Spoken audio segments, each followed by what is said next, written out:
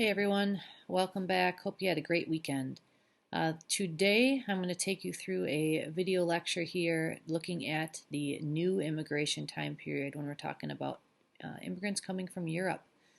We started this on Friday. We're going to wrap it up here today. So go ahead and make sure your notes are open so you can get that completed. Also, when you're done, there will be a formative check assessment in Schoology, so make sure you click over and get that taken care of today as well. All right, here we go. On Friday, we started taking a look at new immigration. And with that, we focused on how this was immigration from after the Civil War. And most European immigrants at this time were coming from eastern and southern parts of Europe. We also talked quite a bit about Ellis Island and what that first experience was coming into the country.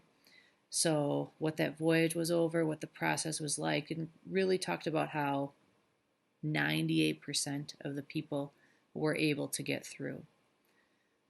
We also, during this time period, you can see these countries over here in Eastern Europe were major countries that came in and major regions that came in, still also had a decent amount of Germans coming into the nation at this time.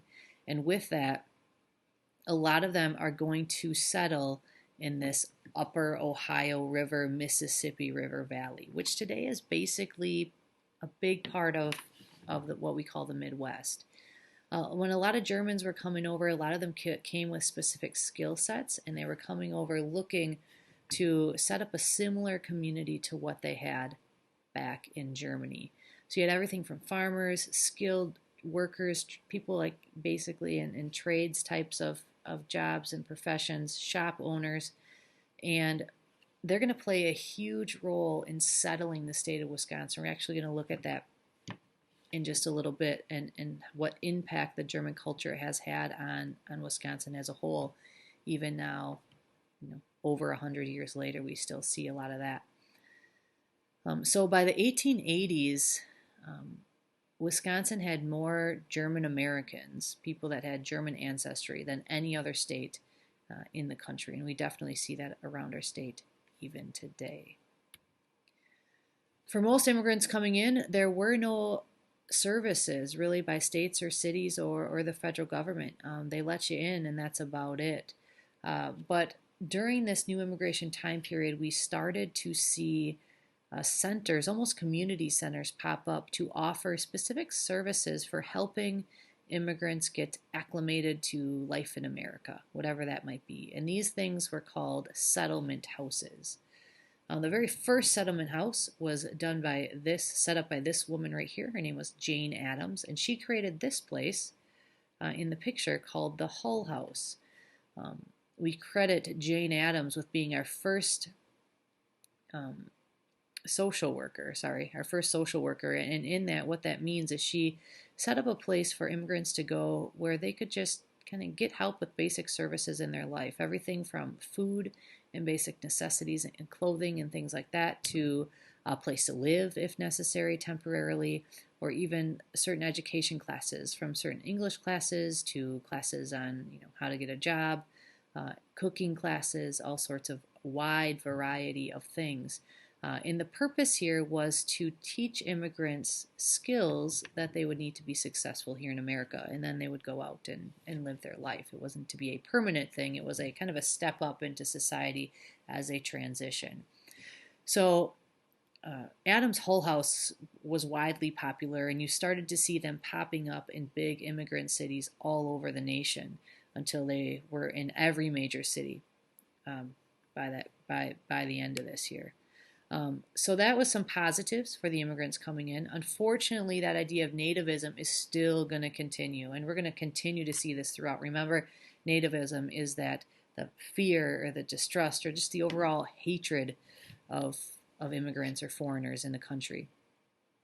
And so we've talked about things before, but with the Irish, the fear of the Pope taking over, the fear of different types of government ideas, especially as we get into the early 1920s with things like communism and things like that. And then in the heart of the Industrial Revolution, the big fear was taking jobs.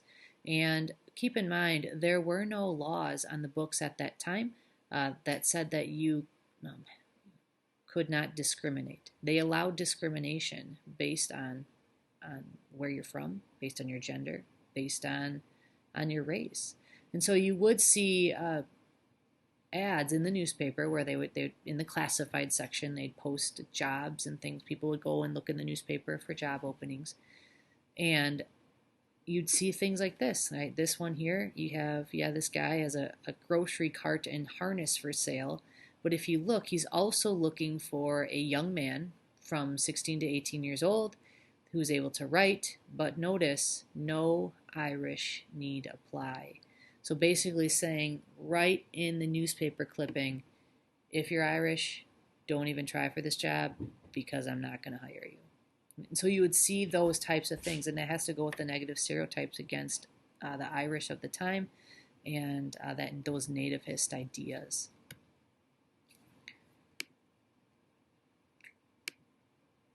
All right. So as the cities are coming in throughout America, you see a huge push, not just by nativists, but by Americans in general, for this thing called the Americanization movement, which really is this idea of assimilating Americans into our society, taking where they're from and making them American.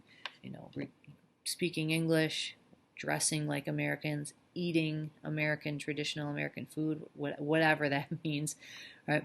And so we get this term of the melting pot in America, where you have all these different cultures coming in, and it's kind of melts into the pot, and we mix it all up, and that becomes what America is. This is not a term that people really use anymore. But it definitely was kind of the goal of that Americanization movement, is to take everything that was unique about these different cultures and just kind of wash it away, melt it away, and kind of encourage people to become American. And so there were specific things set up to do this, whether it's in the Hull House or wherever, but building schools to teach English and other skills needed to get through this stuff. Sorry, my battery hopefully is not going to die. We'll see, huh? Maybe I'll run and get my charger, I guess, probably, maybe. I'm going to pause this. We'll see if this works. I've never paused before. All right, I'm back. Hopefully it worked. Yes, I'm charging. Good. All right, where were we? Melting pots. So many of these immigrants who are going to resist this movement, they want to hang on to their cultures. They want to hang on to what they're familiar with, the foods and the style of life that they're familiar with. And so we see them kind of push against this Americanization movement. And what ends up happening then is, especially in the big cities, people of like cultures start living in the same areas. And so then we have kind of settling these different immigrant cities, and then these communities even within these immigrant cities. So they're carving out their own sections. And so then you get things like that we still have today, like Chinatown, Little Italy. But it comes out of this idea that people want to hold on to their culture, and so they naturally settle together. Now, we should note that while that maybe that's how it started in some aspects, also know systems were set in play legally where people were not allowed to live in certain parts based on their ethnicity and based on their race. And so while, yes, people naturally gravitated to people of like culture, also know the government did not allow certain people to live in parts of the city. And so what ends up happening then is you have, as populations are growing, you have massive amounts of people, very concentrated populations, living in small parts of the city. And you sometimes have, 2, 3, 4 families living in a one-room apartment, and they're all trying to work and do their jobs and come home at night, and there's just no room. And so these places eventually they're called tenement houses. And the lifestyle was atrocious. And the reality is most white Americans that were living in middle or upper class standing of today's standards had no real idea just how bad it was and just what was really being covered up and just how immigrants were being treated by local authorities, by business owners, by the owners of these apartments, these tenement houses. And so you have the outbreak of what today we would call investigative journalism. And probably one of the best guys originally to do this is a guy by the name of Jacob Riis. And so we are going to watch this video. All right, so it is amazing what these immigrants had to live in. And remember, they came with nothing. There really were no services available. And so therefore, they just had to endure. And really goes to show the power of investigative journalism at that time and now, of how opening people's eyes up to sometimes something sometimes can convince people that it's time to step up and do something and put some pressure on the government for them to do more. All right, moving on. So a major immigrant city that we have in this time is the city of Milwaukee. You have major populations coming in from Germany, of course, but also Polish and Irish immigrants coming into the city. Milwaukee gets a big boost as the shipping industry kicks up, and the city grows quite a lot during that time period. So by the year 1900, you have actually more people speaking German than speaking English in the city of Milwaukee. And in 1910, Milwaukee has the largest percentage of foreign-born people in the entire country. And I don't think we think about that a lot when we think about Milwaukee or we think about Wisconsin. We don't think about how immigration really has shaped who we are, and it has shaped our culture, and it has shaped our legacy of how we look at issues and the progressive ideas of how and what a government should be and do. We've seen that kind of go up and down throughout society, but traditionally Wisconsin has been a progressive nation, a state pushing for change, and a lot of that starts with these immigrants that came in the late 1800s. All right, let's see what we got here. All right, so taking a look, just as a few things here, we've got all the sausages, your Italian sausage and your bratwurst and your Polish sausage, and everything from the Milwaukee Brewers to the wide vast of different breweries throughout the state, all that going back to German heritage for sure, and yeah, the Milwaukee Brewers as well. All right. So as we kind of think about these two time periods of immigration, we've got the old immigration before the Civil War and new immigration after the Civil War. We see a wide variety of people from different countries coming into America, and this video does a really great job of kind of really zeroing in on how that changes throughout the time. So here we are in our old immigration time, and we can see that primarily people are coming from Western Europe. So we have Great Britain, Ireland, France, Germany, Canada, but Canada really is still a colony of Great Britain at this time. They're not an independent country yet. And now as we transfer here into the new immigration time period, you can see that expand out a lot more from Southern and Eastern Europe, Russia. And this is that time in Russia right before the revolution, right when the Tsar is really doing his stuff here. Here we go, right? This is World War I, and so you can see people fleeing during World War I. Russia kind of goes down as they become communist and shut things down for a while.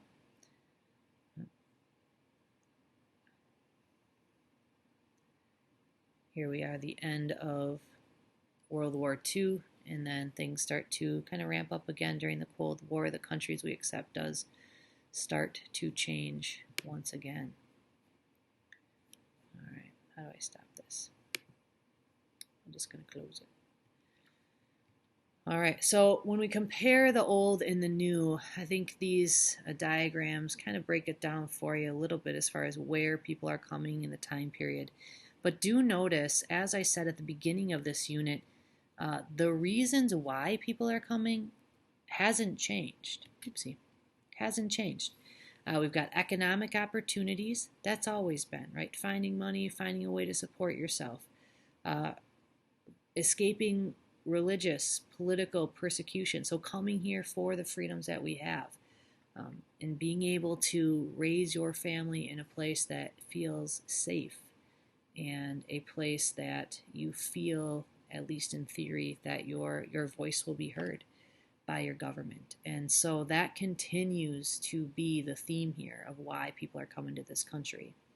What we're going to start looking at tomorrow, though, is the idea of while those are the hopes and dreams of America, the American dream, um, that is not always the reality for our immigrants. And so tomorrow we're going to start taking a deeper look at how those nativist views shaped us in a different way. All right, that is all I have for notes today. If you haven't filled out this vocab, make sure you're getting this vocab down. This is stuff you're going to want to know.